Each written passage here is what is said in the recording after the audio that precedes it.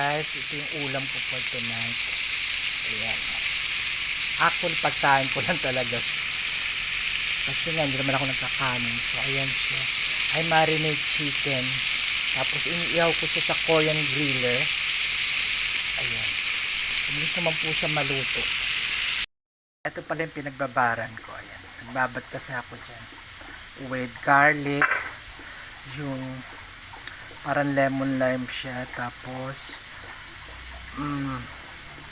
banana ketchup, paminta, at saka ano ba, oyster sauce. Ayan po, iniihaw ko na po siya. Pala guys, ayan na siya. After kong ihawin, pakukuluan ko pa siya sa parang adobo pa rin siya. Pakukuluan ko pa rin siya sa pinagbabaran niya. Ayan po siya, hanggang sa maluto po siya. Patutuwiin ko lang yung tubig niya. Ayan, para sigurado. Ayoko kasi nung yung inihaw mo tapos may dugo-dugo pa.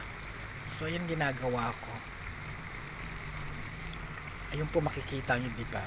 Pinag-ihaw, medyo maitim-itim na siya. So, to make it sure na healthy siya, pinakukuluan ko pa siya.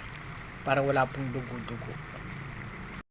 So, ayan guys. Ito na po yung finished product. After kong ihawin siya, na hindi naman siya ihaw na ihaw. Ayan, binabalik ko, pinapakulong ko siya sa pinagbabaran hanggang sa mawala yung sabaw niya. Minsan titira ko ng konting sabaw. Ayan. Kain po tayo. Yummy, yummy, yummy. Ang sarap po. Pag nagkakanin kayo, taob na naman ang isang kaldero. Kain po tayo.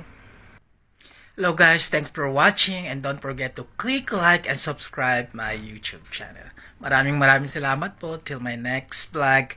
And don't forget, if you subscribe, to click also the notification bell in order for you to be updated in my next video that I'm going to upload. Thank you so much for watching. I love you all. Mwah.